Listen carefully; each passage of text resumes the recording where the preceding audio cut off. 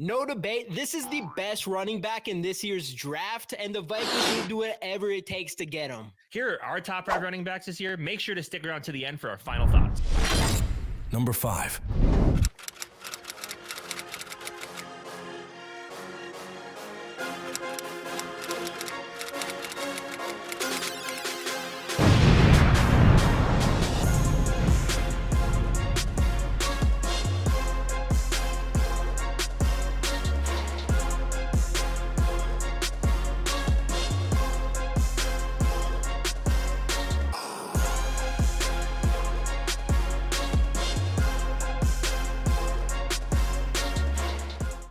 Have you ever heard a girl say a guy has it all? He's smart, funny, wealthy, and he's good looking, but he's just too small? Well, that's our guy, Bucky Irving, out of Oregon. If it wasn't for his slight frame, he'd be much higher up in our draft rankings. In his 2023 season, in which Bucky Irving put up an 88.2 overall PFF grade, he had 186 carries for 1,192 yards and added 11 rushing touchdowns. He also had 395 receiving yards. Despite concerns about his top end speed, Irving's balance and agility make him a nightmare in tight spaces. He performed well in both zone and gap schemes and has excellent hands out of the backfield. All skills needed to excel in today's NFL.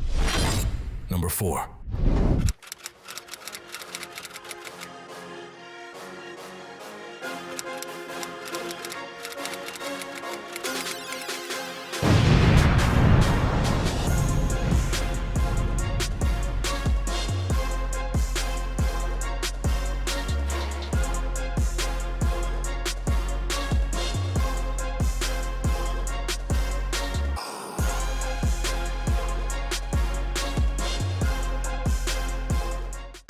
Blake Corum is a scoring machine, and he's the most shifty running back in this class. And when diving into Blake Corum's stats, according to PFF, he had an overall grade of 84. And in 15 games played, he rushed for 1,245 yards and an insane 27 touchdowns. Plus, he had 16 receptions for 117 yards.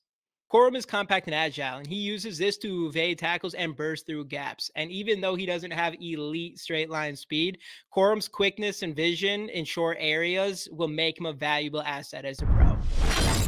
Number 3.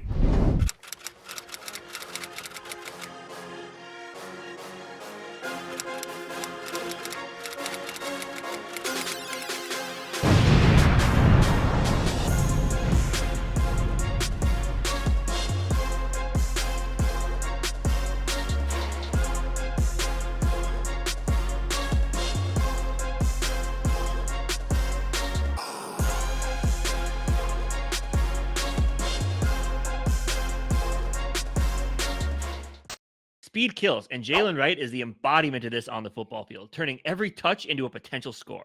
In 2023, Wright put up a stellar 91 PFF grade with 1,010 yards, averaging 7.4 per carry. He also had 4 touchdowns and 141 receiving yards. Wright's explosive playmaking ability sets him apart. His impressive combine, highlighted by a 4.38 40-yard dash, underlines his fit for a high-tempo spread offense. At the next level, he's going to need to refine his vision a little bit, but he has natural athleticism and great pass-catching skills, and he will be a triple threat in the NFL. Number 2.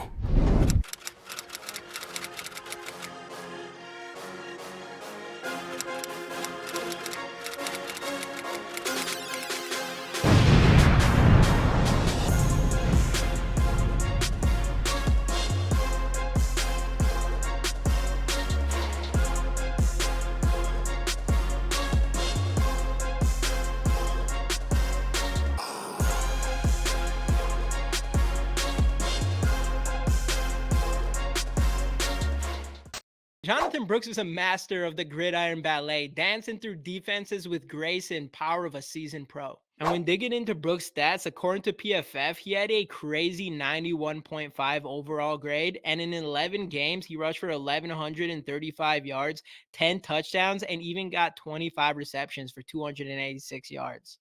Brooks is a rising star whose versatility and agility make him a match for any offensive scheme. And even though he's coming off of an ACL injury, when healthy, Brooks offers an intriguing combination of speed and finesse that will translate well to the pro level. Number 1.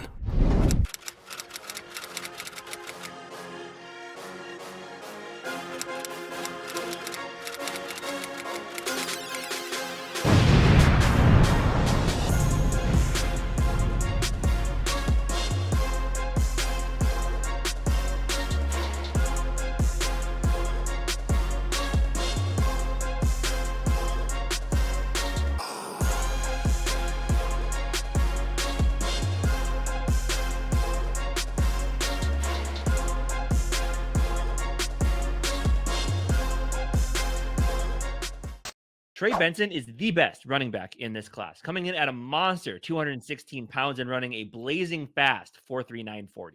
His senior season at Florida State, Benson put up an 84.2 overall PFF grade, 156 carries for 905 yards and 14 touchdowns. He also added 227 receiving yards. Benson's collegiate career is a clinic in utilizing physical prowess to dominate the football field. His rare blend of size, speed, and agility are all what makes him the best back in this class. He's a rare blend of power back and receiving back and has the ability to take a simple play and turn it into a scoring opportunity.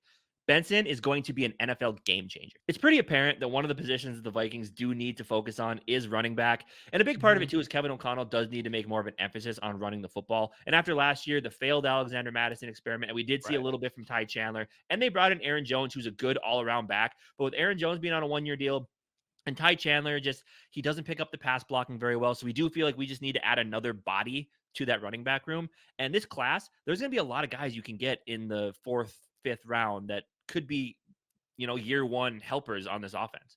Yeah, exactly. And like what you were saying about Ty Chandler and Aaron Jones, like with Ty Chandler, a lot of us like Ty Chandler, but we don't know for sure what we have in him. I don't know if anyone's convinced to be like, okay, this guy can be like a 3-down back moving forward after, if Aaron Jones goes into free agency next year. We don't really know. And like you mentioned, in this draft specifically, it's definitely not top heavy in running back. I know Jonathan Brooks is a guy that a lot of people were probably thinking would maybe be like a second rounder, like an early second rounder potentially, but with his ACL tear, kind of threw that out the window. And of course, we don't have 2nd and 3rd round picks, but we do have 2 4th round picks. And there's a good chance that a lot of these guys we've talked about in the top 5 are going to be around that area. And for me, I really like Trey Benson a lot. Obviously, we've talked about it in the end of the top 5 that he has just 216 pounds and runs a 4.39. That does not happen a lot. But that's what we think. Do you guys think we should add a running back? And if so, which one should we add? Let us know down in the comment section. And we'll see you guys